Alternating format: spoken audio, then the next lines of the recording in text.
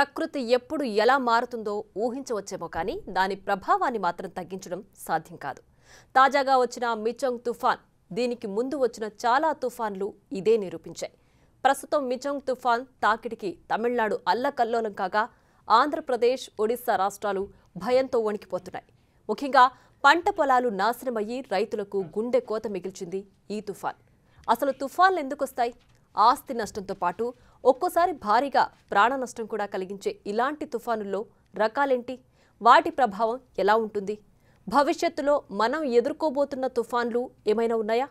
Let's focus.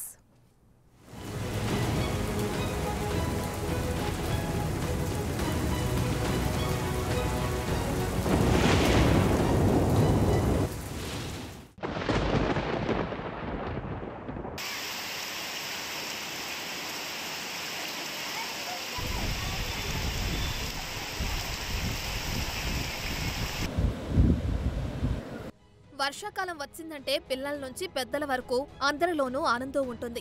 చల్లని గాలి, నీటి తెంపురుల మధ్య పనులన్నీ ఆపేసి వర్షంలోనే తడవాలని అందరికీ ఉంటుంది. వేడివేడి ఆహార పానీయాలతో ఆహ్లాదకరమైన వాతావరణాన్ని ఎంజాయ్ చేయాలనిపిస్తుంది. అయితే వర్షాలు పెరుగుతున్న కొద్దీ వాటిపై చికాకు కలుగుతుంది. ఎప్పుడు ఆగిపోతుందో అని వేచి చూస్తుంటా. ఇక అకస్మాత్తుగా తీవ్రమైన తుఫానులు వచ్చాయంటే అంతే సంగతులు. ఆహ్లాదం మాట అటుంచి అల్లాడిపోతాం. పిల్లల్ని స్కూళ్లకు, కాలేజీలకు పంపలేని పరిస్థితి. వృత్తి, ఉద్యోగాల్లో తీవ్రమైన ఆటంకం. అంతకు మించి భారీగా ఆస్తి నష్టం, ఒక్కోసారి భరించలేని ప్రాణ నష్టం. అప్పటి వరకు ప్రశాంతంగా గడిచిన జీవితాన్ని గంటల వ్యవధిలోనే పూర్తిగా మార్చేస్తాయి తుఫానులు. ఈదురుగాలులు, పీకల్లోతు నీరు, గడప దాటి అడుగు పెడదామంటే 60 సార్లు ఆలోచించాల్సొస్తుంది. బయటికెళ్లి తిరిగి వచ్చే వరకు ప్రాణం పీకుతుంటుంది.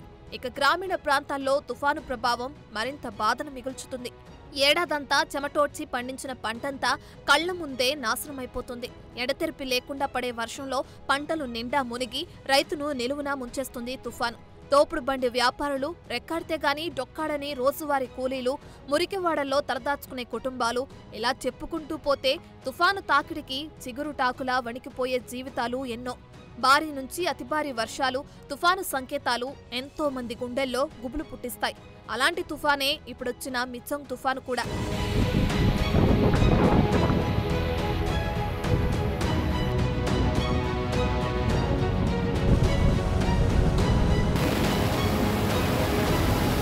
మిచంగ్ తుఫాను కారణంగా వచ్చిన భారీ వర్షం, వరదలు తమిళనాడును అల్లకల్లోలం చేశాయి. చెన్నైలో జనజీవనాన్ని అతలాకుతలం చేశాయి. నగరంలోని చాలా ప్రాంతాల్లో వీధులు నీట మునిగాయి. నగరం నది మధ్యలో ఉన్నట్లు మారిపోయింది వాతావరణం. సుమారు 12 లక్షల మంది ప్రజలు నివసిస్తున్న నగరం గజగజ వణికిపోయింది. డిసెంబర్ 4న వచ్చిన ఈ తీవ్రమైన తుఫాన్ తీరం దాటకముందే భారతదేశ తీర ప్రాంతాన్ని ముంచేసింది. భారతదేశ ఆగ్నేయ తీరం వైపు బంగాళాఖాతంలో దూసుకురావడంతో తమిళనాడు రాష్ట్ర రాజధాని చెన్నైలోని కొన్ని ప్రాంతాలు, పొరుగు జిల్లాలో రాత్రివేళల్లో అత్యంత భారీ వర్షం కురిసింది. చెన్నై విమానాశ్రయం రన్వేలు మునిగిపోయి బలమైన గాలులు వీయటంతో విమానాశ్రయంలో కార్యకలాపాలన్నీ నిలిపివేశారు. విదేశీ వీసాలను కూడా ఆపేశారు. 70 విమానాలను రద్దు చేశారు. తీర ప్రాంతాల నుండి వేలాది మంది ప్రజలను ఖాళీ చేయించారు. బాధితుల కోసం ఎత్తైన ప్రదేశాల్లో 5,000 సహాయ శిబిరాలను ఏర్పాటు చేశారు అధికారులు. డిసెంబర్ 5న తుఫాను తీరం దాటే అవకాశముందని రాష్ట్ర అధికారులు హెచ్చరికలు జారీ చేశారు. అయితే ఇది డిసెంబర్ 5న ఆంధ్రప్రదేశ్లోని నెల్లూరు, మచిలీపట్నం మధ్య తీరం దాటుతున్న తరుణంలో పలు ప్రాంతాలను భారీ వర్షాలు నేటముంచాయి. వర్షాలతో పాటు విజృంభించిన వరద పంట పొలాలను నాశనం చేసింది. కొన్ని రోజుల్లో కోతకు రెడీగా ఉన్న ధాన్యమంతా నీటిపాలైంది.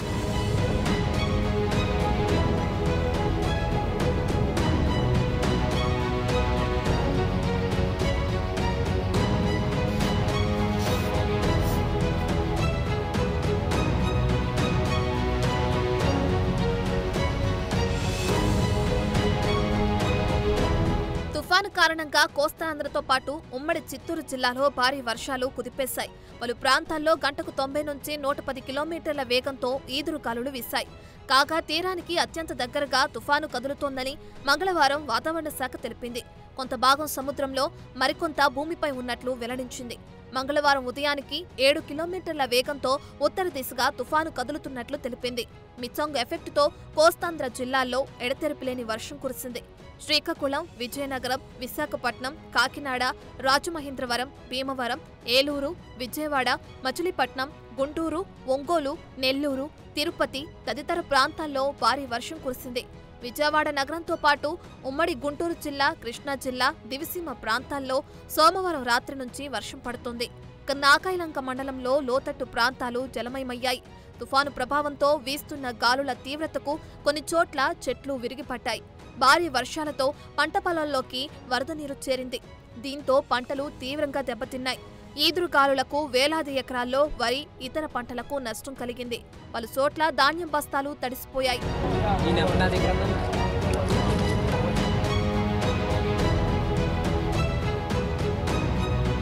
వాతావరణం మనందరి జీవితాలను ఏదో ఒక విధంగా ప్రభావితం చేసే విషయం.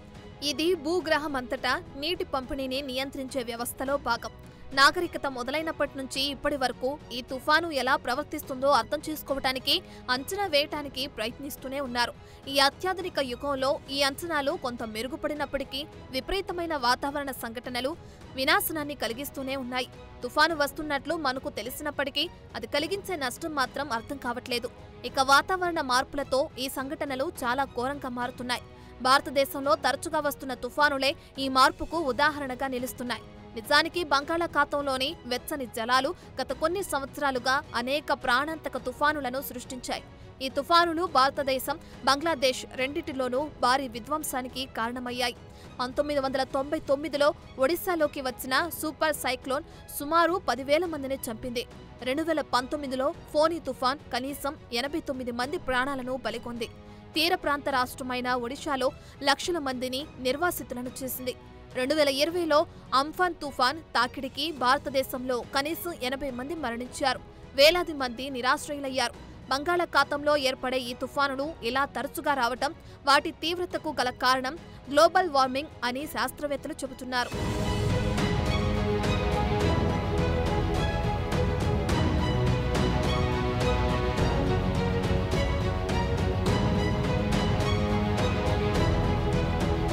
తుఫాను అనేది ప్రత్యేక లక్షణాలను కలిగి ఉండే ఒక పెద్ద వాతావరణ వ్యవస్థ. అవి తక్కువ వాతావరణ పీడనంలో ఒక బలమైన కేంద్రం చుట్టూ ఏర్పడతాయి. దీని వలన గాలులు సవ్య దిశలో లోపలికి తిరుగుతాయి. అంటే మనం చూసే సుడిగుండం మాదిరి. ఈ తుఫానులు మానవ జీవితానికి అత్యంత వినాశకరమైన సహజ శక్తులలో కొన్ని. ప్రతి ఏడాది ఇవి భూగ్రహంపై తమ ప్రభావాన్ని చూపిస్తూనే ఉంటాయి. ముఖ్యంగా ఉష్ణమండల ప్రాంతాల్లో తుఫాను తాకిడి మరింత ఎక్కువగా ఉంటుంది. అవి మన గ్రహానికి మాత్రమే ప్రత్యేకమైనవి కాదు. మార్స్, జూపిటర్, నెప్ట్యూన్లపై కూడా తుఫానులు వస్తాయని శాస్త్రవేత్తలు చెబుతుంటారు.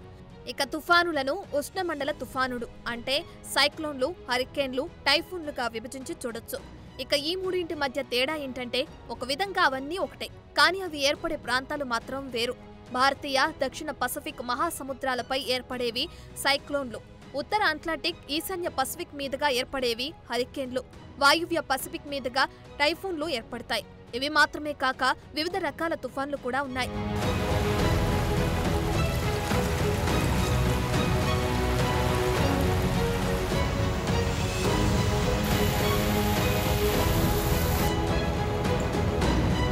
ఉష్ణమండల తుఫానులు ప్రాణాంతకమైన నేచురల్ డిజాస్టర్స్. ఇలాంటి తుఫానులు అధిక ప్రాణ నష్టంతో పాటు ఆస్తి, మౌలిక సదుపాయాలను తీవ్రంగా దెబ్బతీస్తాయి. ఈ ఉష్ణమండల తుఫానులు అంటే మిచాంగ్ తుఫానుల వంటివి. సాధారణంగా 5 నుంచి 30 డిగ్రీల అక్షాంశంలో అభివృద్ధి చెందుతాయి. ఈ తుఫానులు రావటానికి 80 డిగ్రీల ఫారెన్హీట్తో ఉండే సముద్ర జలాలు కారణమవుతాయి. అందుకే భూతాపం పెరిగే కొద్దీ సముద్ర జలాలు మరింత వేడెక్కి తుఫానులు మరింత ఎక్కువగా వచ్చే అవకాశం ఉంటుంది. ఇది ఇలాగే కొనసాగితే ఒకానొక సమయానికి ర్యాపిడ్ ఇంటెన్సిఫికేషన్ అంటే అత్యంత వేగంగా ప్రభావితం చేసే తుఫానులను అంచనా వేయడం కూడా కష్టమవుతుందని నిపుణులు చెబుతున్నారు. ఈ ర్యాపిడ్ ఇంటెన్సిఫికేషన్తో తీవ్రమైన తుఫానుల సంఖ్య మరింతగా పెరుగుతుందని భావిస్తున్నారు. నిజానికి తుఫాను ఎలా పుడుతుందో ఇంకా స్పష్టంగా తెలుసుకోవాల్సి ఉంది.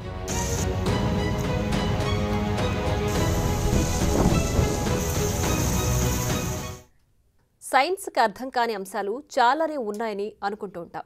అలాగే ఈ అనంత విశ్వంలో కేవలం భూగ్రహం పైన మాత్రమే కాదు, ఇంకొన్ని గ్రహాలపైన కూడా తుఫాన్లు వస్తాయి.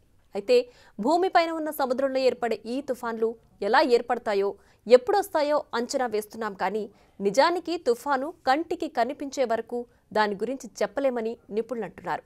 ఆయా తుఫాన్లు బట్టి తీవ్రత కూడా పెరుగుతుందని వాటిని వర్గీకరించారు.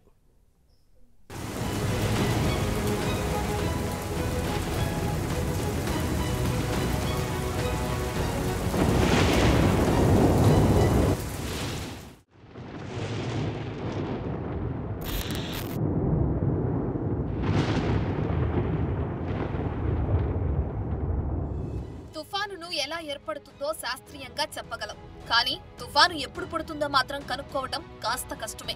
ఎందుకంటే తుఫాను పుట్టిన తర్వాత మాత్రమే అది మన కంటికి కనిపిస్తుంది. మేఘాలు గుండ్రంగా తిరుగుతూ సముద్రంలో సుడిగుండం ఏర్పడుతుంది. అత్యంత బలమైన గాలితో వేడి నీటిని ఆవిరి చేసే బలమైన మబ్బుల నుండి పిడుగులు కురిపిస్తూ ఇది తీవ్ర వర్షంగా మారుతుంది.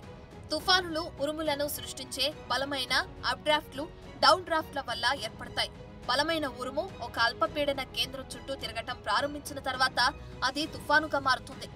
ఇలాంటి తుఫానులు అనేక రకాలుగా ఏర్పడవచ్చు. వీటిలో ఉష్ణమండల తుఫానులు, ధ్రువ తుఫానులు, మధ్య అక్షాంశ తుఫానులు, మెసో సైక్లోన్లు అని వివిధ రకాల తుఫానులు ఉంటాయి.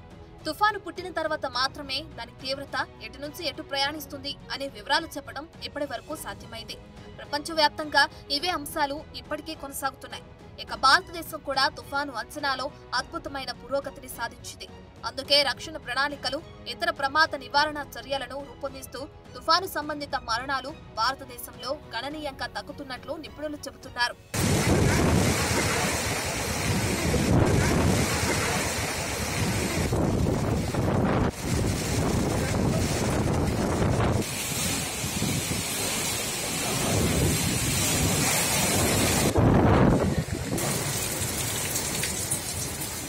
హరికేన్స్, సైక్లోన్, టైఫూన్స్, టోర్నడోస్ అని తుఫానులకు అనేక పేర్లు ఉంటాయని ముందుగానే చెప్పుకున్నాం.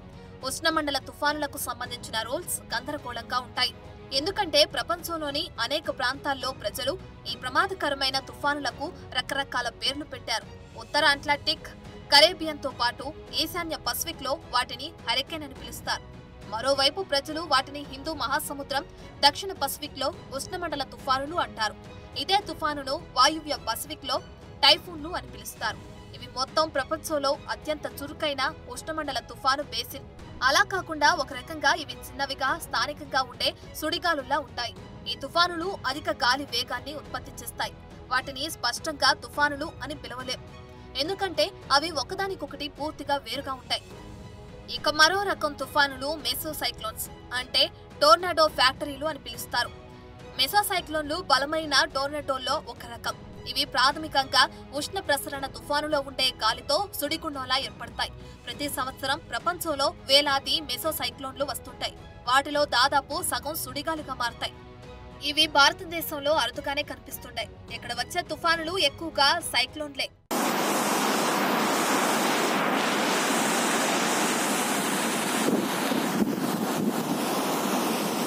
సైక్లోన్లలో మిడ్ లాటిట్యూడ్, ఎక్స్ట్రా ట్రోపికల్ సైక్లోన్లు ఉంటాయి. హరికేన్లు, టైఫూన్లు అని మనందరికీ తెలిసిన సామాన్య పదాలు. అయితే మధ్య అక్షాంశంలో తీర ప్రాంతాల్లో ఏర్పడే తుఫానులను ఎక్స్ట్రా ట్రోపికల్ సైక్లోన్లు లేదంటే మిడ్ లాటిట్యూడ్ సైక్లోన్లుగా పిలుస్తారు. ఇవి చాలా ప్రభావాన్ని చూపిస్తాయి. ఇవే కాక పోలార్ లోస్, అకా ఆర్కిటిక్ హరికేన్స్ లు కూడా ఉంటాయి. హరికేన్ లాంటి తుఫానులు కొన్నిసార్లు ఆర్కిటిక్, అంటార్కిటిక్ సముద్రాలపై ఏర్పడతాయి. కొంచెం వెచ్చని సముద్ర జలాల మీద కదిలే శీతల గాలి ద్వారా ఇవి మరింత ఉధృతంగా మారతాయి. ఉత్తర అర్ధగోళంలో వాతావరణ శాస్త్రవేత్తలు కొన్నిసార్లు ధ్రువ అల్పాలను ఆర్కిటిక్ హరికేన్లుగా సూచిస్తారు. నీటి నుంచి గాలికి వేడి బదిలీ, మేఘాల్లో ఒత్తిడి ద్వారా విడుదలయ్యే గుప్తమైన వేడితో ఇవి ఏర్పడతాయి. అదనంగా వాటి స్పైరల్ క్లౌడ్ బ్యాండ్లు, అంటే సుడిగుండం లాంటి దుమ్ము మేఘాలు ఉష్ణమండల తుఫానుల మాదిరిగా మారతాయి. ఇవి కాక ధ్రువ అల్పాలు తరచుగా త్వరగా ఏర్పడతాయి. ఇవి ఒక్కోసారి 24 గంటల్లోపే ఏర్పడతాయి. అందుకే వీటిని అంచనా వేయటం కూడా చాలా సులువుగా ఉంటుంది. అలాంటి తుఫానులు తీవ్ర నష్టాన్ని కలిగిస్తాయి. రావటం పోవటం త్వరగా అయినప్పటికీ నష్టం మాత్రం భారీగా ఉంటుంది.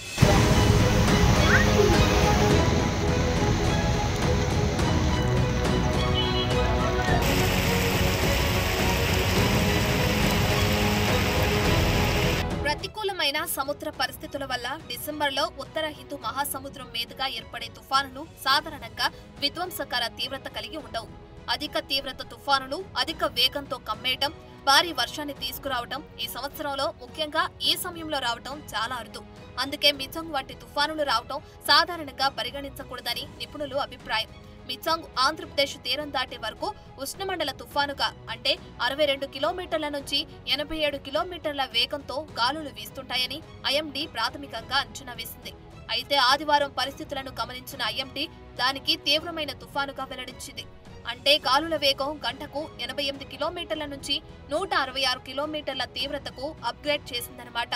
నిజానికి డిసెంబర్లో ఇంత తీవ్రతతో తుఫాను రావటం విచిత్రమేనని ఐఎండీ తెలిపింది. దక్షిణ ఆంధ్రప్రదేశ్ తీరంలో ఉష్ణ సూచిక సాధారణ విలువ కంటే ఎక్కువగా ఉండటం వల్ల మిచంగ్ బలపడడానికి దారితీసిందని ఐఎండీ అధికారులు తెలిపారు.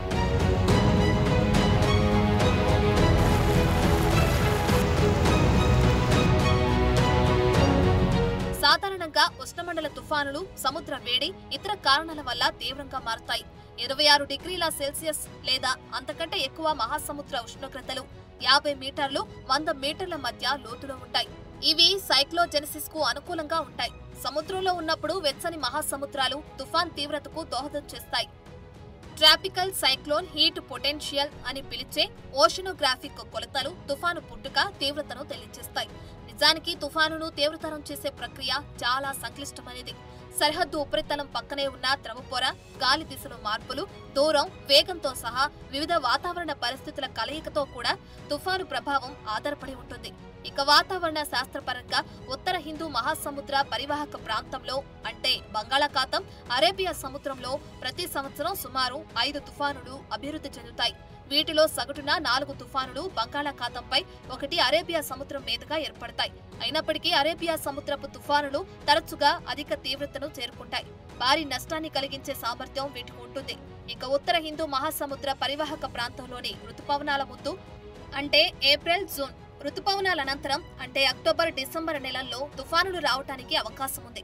అనుకూలమైన సముద్ర పరిస్థితుల కారణంగా మే, నవంబర్లలో ఏర్పడే తుఫానులు సాధారణంగా ఇతర సమయాల్లో ఏర్పడే తుఫానుల కంటే ఎక్కువ తీవ్రతను చేరుకుంటాయి. కానీ ఇక్కడ డిసెంబర్ నెలలో వచ్చిన తుఫాను తీవ్రంగా రావటమే ఆశ్చర్యం కలిగిస్తుంది.